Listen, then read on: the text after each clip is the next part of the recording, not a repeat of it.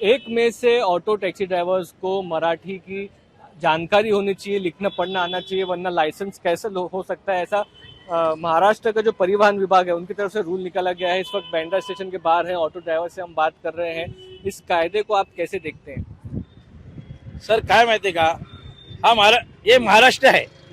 ये महाराष्ट्र में हर किसी को मराठी बोलना आना जरूरी है, क्योंकि हम गुजरात में जाएंगे तो हमको गुजराती बात करनी पड़ती है।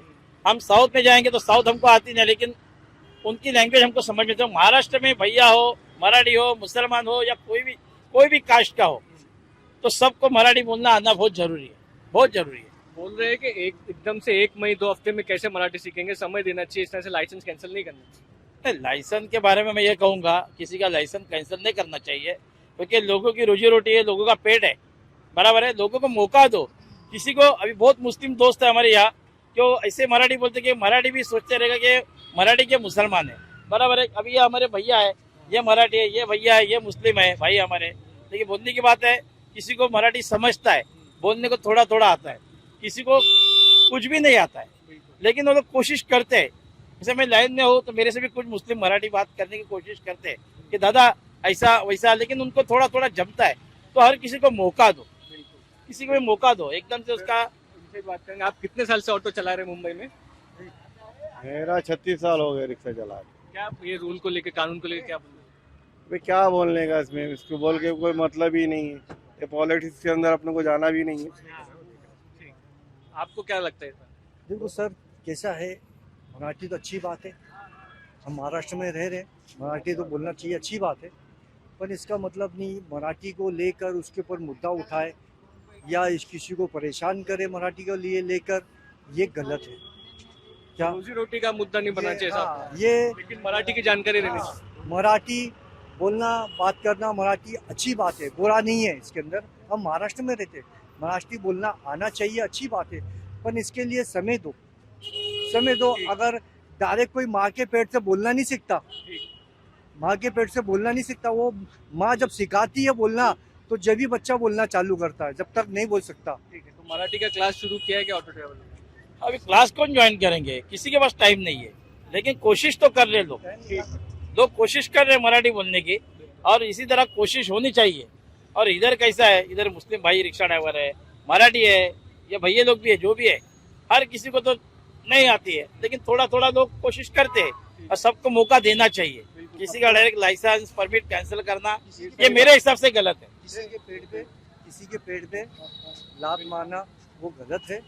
किसी के पेट में लात, उसको रोजी दो, उसको एक निवाला आप खाना खिलाओ, या उसके पेट पे लात ना मारो, उसको समय दो सीखने के लिए, उसको टाइमिंग दो सीखने के लिए। क्यों नहीं सीखेगा वो, क्यों नहीं सीखेगा? बिल्कुल, तो आप कह सकते हैं कि कहीं ना कहीं भाषा को लेकर के अवेयरनेस है, भाषा सीख रहे हैं, टाइम देना चाहिए, लेकिन लाइसेंस कैंसिलेशन और ये सारी चीजें नहीं लेनी चाहिए, इस तरह का ऑटो ड्राइवर्स का यहाँ पर कहना है। साइफर पालिक से मुस्तफा शेख, आज तक।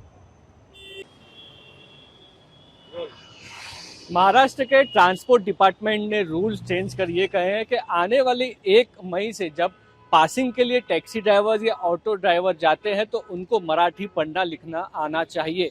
अब इस मुद्दे को कैसे देख रहे हैं, ये इस पर हम चर्चा कर रहे हैं ऑटो ड्राइवर से, टैक्सी ड्राइवर से, यूनियन वालों से, पैसेंजर्स से, और ये जानने की कोशिश करें कि इस मुद्दे पे किस तरह का इम्प्लीमेंटेशन हो सकता है या पॉसिबल है। और ये इसलिए ज़रूरी है कि तकरीबन कई हज़ार ऑटो और टैक्सी ड्राइवर जो है टैक्सियाँ मुंबई और एमएमआर के रीजन में चलाते हैं। इस वक्त स्वाभिमान यूनियन से के तिवारी हमारे साथ है। कई यूनियन के टैक्सी जो है वो आपके अंतर्गत आते होंगे। जब से ये रूल आया है, क्या रिस्पॉन्स है टैक्सी ड्राइवर्स का? देखिए, टैक्सी ड्राइवरों में थोड़ा, रिक्शा ड्राइवरों में थोड़ी दहशत है कि हमारा परमिट, हमारा रोजी रोटी जाने की संभावना है। लेकिन उन टैक्सी ड्राइवर और रिक्शा ड्राइवर को मैं यही कहना चाहता हूँ कि जब तक देवा भाव की सरकार है, किसी की परमिट रद्द नहीं होगी, ना तो उनको कोई तकलीफ आने वाली है। हम लोगों ने प्लान बनाया है कि हम लोगों को मराठी सिखाएंगे, और रिक्शा ड्राइवर, टैक्सी ड्राइवर भी मराठी सीखने के लिए तैयार है, लेकिन उसके लिए उनको समय चाहिए। तो हम पर बहुत जल्दी ही मंत्रालय में मुख्यमंत्री जी से मिलेंगे और उनसे डिमांड करेंगे कि हमको समय दीजिए, कम से कम एक साल का समय दीजिए, जिससे हम उनको मराठी सिखा सके। और जो नियम कानून है उसका पालन तो हम करेंगे ही करेंगे, लेकिन परिवहन मंत्री का जो अचानक आके ये बोल देना कि 1 मई से जिसको मराठी नहीं आती है उनका हम परमिट ही रद्द कर देंगे, लाइसेंस रद्द कर देंगे, ये संभव नहीं है। ये ख्वाब देखे नहीं मंत्री महोदय जी। लेकिन कहीं ना कहीं सरकार देवा भाव की है जिसने ये रूल और ये लाई है, और कहीं ये भी टैक्सी ड्राइवर में आप कह सकते हैं कि चर्चा है कि परमिट के लिए जो कहीं ना कहीं अंडर द टेबल देना पड़ता है वो इसमें बढ़ जाएगा, हैरेसमेंट बढ़ जाएगी। क्या रहता है, ये मंत्री का कुछ तो इसमें चाल होगी, क्योंकि सरकार जो रूल लाया उसमें मराठी भाषा का ज्ञान होना चाहिए, लिखना पढ़ना ऐसा कुछ लिखा नहीं है क्या रूल में। उनको मराठी की बोलचाल की भाषा आनी चाहिए। और इसके पहले भी दिवाकर रावते की सरकार ने, उस टाइम की सरकार ने मराठी में परीक्षा लिए लेकिन सब पास हो गए। तो ये जब तक भ्रष्टाचार है, आप कैसे बोल सकते कि 1 तारीख से जो परीक्षा होगी उसमें सभी ड्राइवर पास नहीं होंगे, जबकि अंडर टेबल चलता है। तो आते हैं एक टैक्सी ड्राइवर भी हमारे साथ जुड़ रहे हैं। भाई कितने साल से आप टैक्सी चला रहे हैं मुंबई में? सर करीब 20 साल से। क्या नाम है आपका? दिनेश कुमार यादव। ये जो नया कानून आया इस बार में पता चला है आपको? हाँ सर मालूम। कैसे देखते हैं इसको? अब देखते हैं सर, अब जो आया है सामने उसको तो सीखेंगे, ये टाइम चाहिए ना।